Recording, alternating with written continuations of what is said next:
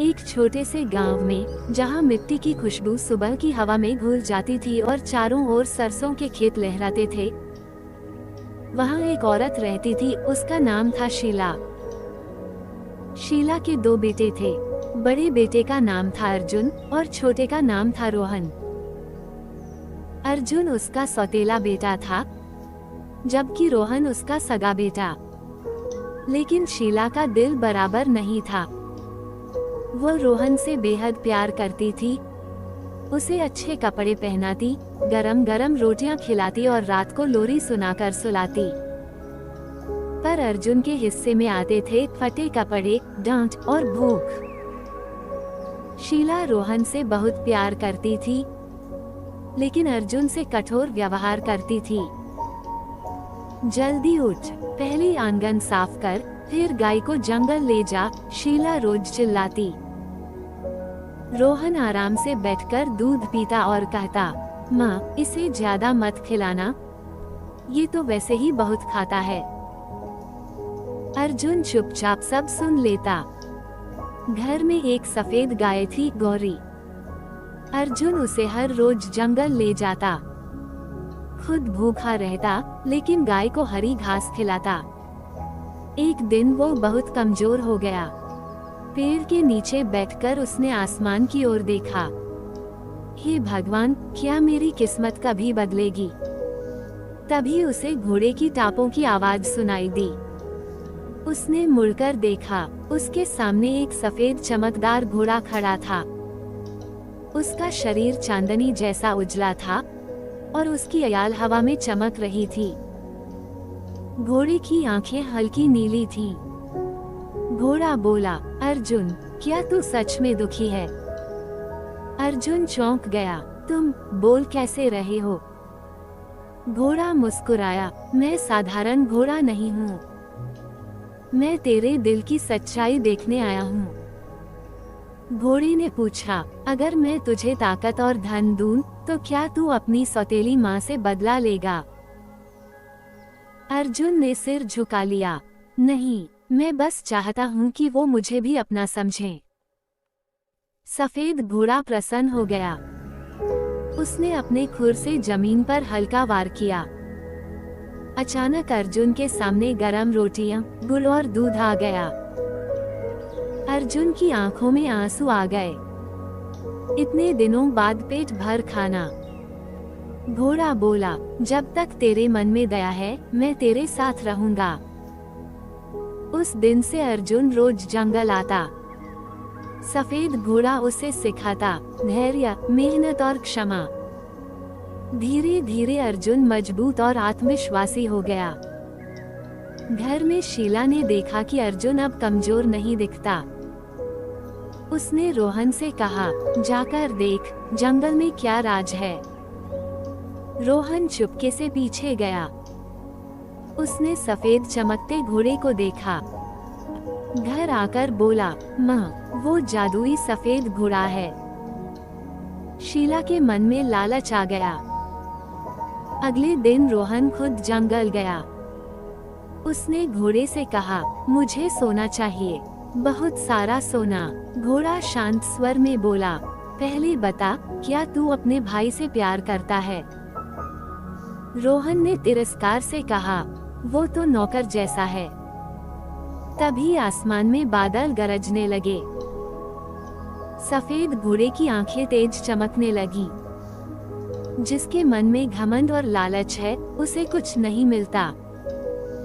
रोहन डरकर भाग गया। रोहन डरता कांपता घर पहुंचा।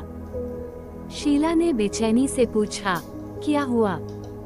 सोना मिला। रोहन ने सिर झुका लिया। नहीं माँ, उसने मुझे डांट दिया। वो घोड़ा बहुत ताकतवर है। शीला के मन में गुस्सा और लालच दोनों उमड़ पड़े। एक घोड़ा हमें मना कैसे कर सकता है? कल मैं खुद जाऊंगी। अगली सुबह शीला चुपके से अर्जुन के पीछे पीछे जंगल पहुंची। पेड़ों के बीच से उसने देखा अर्जुन सफेद घोड़े के पास बैठा है और दोनों बातें कर रहे हैं। घोड़ा कह रहा था, अर्जुन, याद रख, सच्चाई सबसे बड़ी ताकत है। शीला अचानक सामने आ गई। अरे जादुई घोड़े, अगर तू इतना ही शक्तिशाली है तो हमें धन क्यों नहीं देता? सफेद घोड़े की आंखें शांत थीं। धन उसे मिलता है जिसका दिल साफ हो। शीला ने तीखे स्वर में कहा, मैं माँ हूँ, मुझे हक है। घोड़ा धीरे से बोला, माँ होना अधिकार नहीं, जिम्मेदारी है। ये सुनकर शीला कुछ पल के लिए चुप हो गई। अचानक जंगल में तेज हवा चलने लगी। सफेद घोड़े के शरीर से चमकदार रोशनी निकलने लगी। अर्जुन घबरा गया, तुम्हें क्या हो रहा है? घोड़ा बोला, आज समय आ गया है कि तुम सच्चाई जानो। एक तेज प्रकाश के साथ घोड़ा बदलने लगा। उसके स्थान पर एक दिव्य स्वरूप प्रकट हुआ, एक तेजस्वी देवदूत जैसा रूप। मैं इस जंगल का रक्षक हूँ। वर्षों से मैं ऐसे ही बच्चों की परीक्षा लेता हूँ जिनके साथ अन्याय होता है। अर्जुन ने हाथ जोड़ लिए, आपने मेरी मदद क्यों की? क्योंकि तुम्हारे दिल में नफरत नहीं थी। देवदूत ने कहा, अर्जुन, अगर मैं चाहूँ तो तुझे महल और दौलत दे सकता हूँ, पर आखिरी बार पूछता हूँ, क्या तू अपनी सौतेली माँ को माफ करता है? अर्जुन ने शीला की ओर देखा। शीला की आंखों में आंसू थे। अर्जुन बोला, हाँ, मैं उन्हें माफ करता हूँ। वो मेरी माँ है। जंगल में शांति छा गई। देवदूत मुस्कुराया। सफेद घोड़ा फिर अपने रूप में आ गया। उसने जमीन पर खुर मारा। अचानक शीला के दिल से जैसे भारी बोझ हट गया। उसे अपनी गलती का एहसास हुआ। वह रोते हुए बोली, अर्जुन बेटा, मुझे माफ कर दे। मैंने तेरे साथ बहुत अन्याय किया। अर्जुन ने आगे बढ़कर उन्हें गले लगा लिया। रोहन भी धीरे से बोला, भैया, मुझे भी माफ कर दो। उस दिन के बाद घर का माहौल बदल गया। शीला दोनों बेटों से बराबर प्यार करने लगी। रोहन भी अर्जुन का सम्मान करने लगा। सफेद घोड़ा कभी कभी जंगल में दिखाई देता, लेकिन अब वह सिर्फ मुस्कुराकर देखता, क्योंकि उसकी असली जीत हो चुकी थी। अर्जुन मेहनत करता रहा और धीरे धीरे गांव का सबसे सम्मानित युवक बन गया। कहानी की सीख, सच्चाई और क्षमा सबसे बड़ी ताकत है। लालच इंसान को अंधा कर देता है, प्यार से ही परिवार जुड़ा रहता है। एक छोटे से गांव के बाहर बड़े बड़े बरगद के पेड़ों के बीच एक पुरानी हवेली खड़ी थी। लोग उसे रहस्यमय हवेली कहते थे। कहते हैं कि वहां से रात को घंटियों की हल्की आवाज आती थी और खिड़कियों में नीली रोशनी चमकती थी। गांव वाले उस रास्ते से गुजरने से भी डरते थे।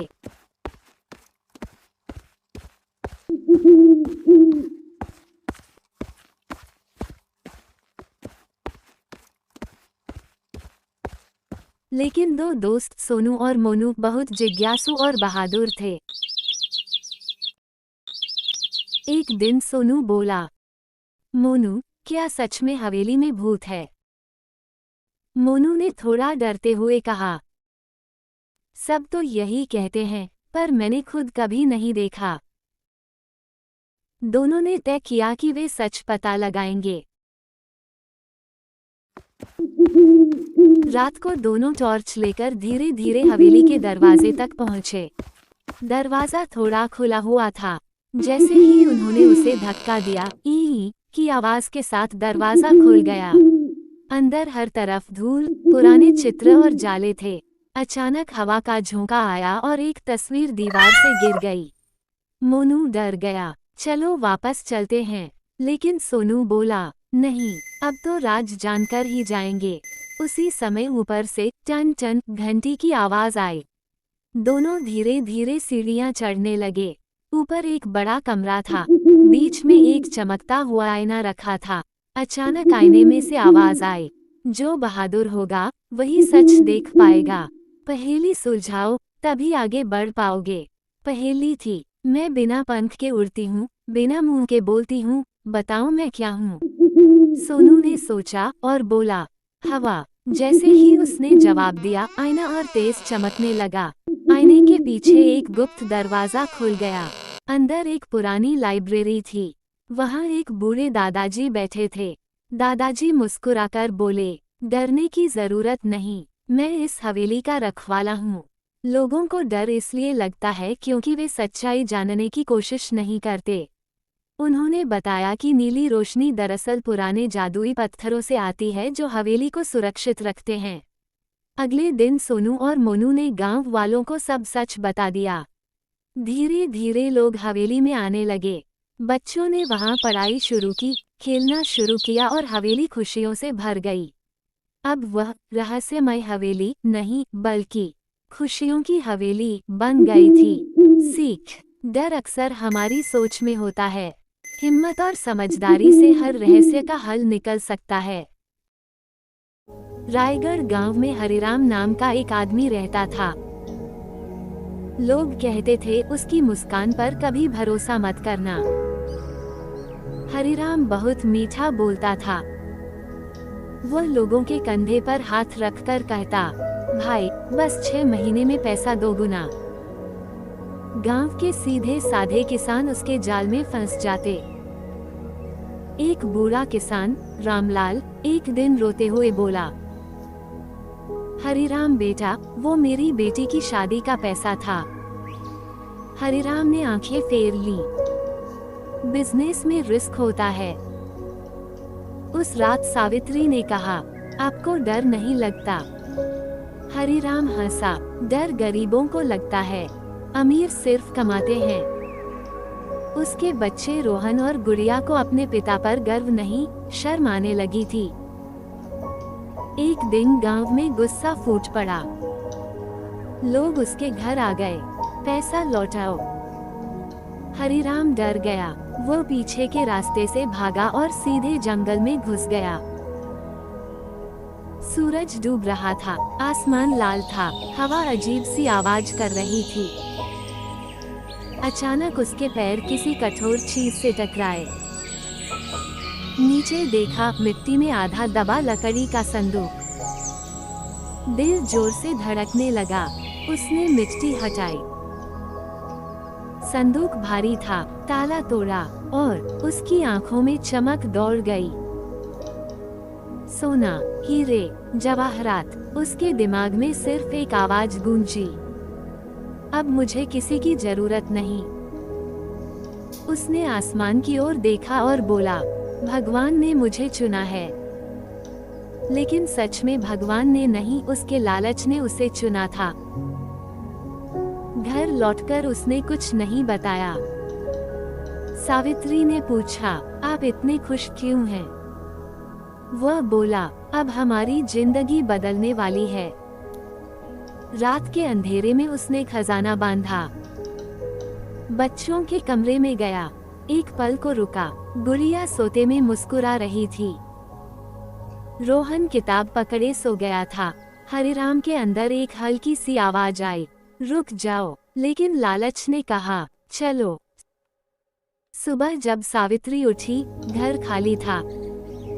बस एक पर्ची, मुझे मत ढूंढना।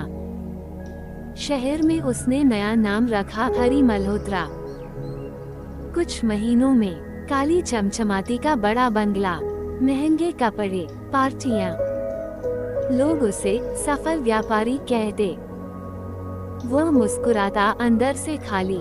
एक दिन पार्टी में एक व्यापारी बोला, सर, आप इतना पैसा कैसे कमाते हैं? हरिराम मुस्कुराया, अक्ल चाहिए। लेकिन असली जवाब था, चोरी की किस्मत। सावित्री ने हार नहीं मानी। वह दिन रात सिलाई करती। रोहन सुबह अखबार बांटता, दोपहर स्कूल, शाम को दुकान पर काम। गुड़िया बच्चों को पढ़ाती। एक रात बिजली नहीं थी, बारिश हो रही थी, छत टपक रही थी। रोहन बोला, माँ, क्या हम भी कभी बड़ा घर बनाएंगे? सावित्री ने दीपक जलाते हुए कहा, हाँ, लेकिन ईमान से। उस दिन रोहन ने ठान लिया, मैं इंजीनियर बनूंगा। गुड़िया बोली, और मैं अफसर। हरिराम का खर्च बढ़ता गया। उसे लगा पैसा कभी खत्म नहीं होगा। लेकिन एक दिन उसने संदूक खोला, आधा खाली। दिल बैठ गया। उसने जुआ खेला, हारा। नकली बिजनेस में पैसा लगाया, डूब गया। धीरे धीरे कार बिक गई, बंगला गिरवी रख दिया, दोस्त गायब। एक दिन नौकर बोला, साहब तनख्वाह नहीं मिली तो मैं जा रहा हूँ। हरिराम पहली बार अकेला हुआ। सालों की मेहनत के बाद रोहन ने बड़ी इंजीनियरिंग परीक्षा पास की। पूरा गांव ढोल बजाने लगा। कुछ साल बाद गुड़िया सिविल सर्विस में चुन ली गई। सावित्री की आंखों में गर्व के आंसू थे। उन्होंने नया 2 मंजिला घर बनाया, दरवाजे पर नाम लिखा, मेहनत का घर। शहर में हरिराम अब किराए के छोटे कमरे में था। एक दिन भूख से बेहाल वह सड़क पर बैठा था। लोग उसे पहचानते भी नहीं थे। उसने आखिरी बार संदूक खोला, सिर्फ धूल। उसने धूल को हाथ में लिया। ये ही मेरा खजाना था। कमजोर, झुका हुआ, शर्मिंदा वह गांव लौटा। उसे लगा सब हंसेंगे, लेकिन गांव में लोग व्यस्त थे उसके बच्चों की तारीफ में। उसने नया घर देखा, उसकी आंखें भर आईं। दरवाजा खटखटाया। रोहन बाहर आया। पहचानने में एक पल लगा। हरिराम कांपती आवाज में बोला, मैं हार गया और तुम जीत गए। गुड़िया ने शांत स्वर में कहा, हमने किसी से कुछ छीना नहीं। हरिराम रो पड़ा, मैंने सोना पाया पर अपने बच्चे खो दिए। सावित्री बाहर आई। वह बोली, खजाना बाहर नहीं था, घर में था। उस दिन हरिराम ने पहली बार अपने बच्चों के सामने सिर झुकाया। उसने कहा, अगर तुम माफ कर दो तो मैं बाकी जिंदगी ईमान से जीना चाहता हूँ। रोहन ने कहा, हम आपको सजा नहीं देंगे, जिंदगी दे चुकी है। गुड़िया बोली, लेकिन याद रखिए शिक्षा ही असली खजाना है। और उस दिन हरिराम ने सीखा, धन खत्म होता है, लालच गिराता है, झूठ जलाता है, लेकिन ज्ञान कभी खत्म नहीं होता।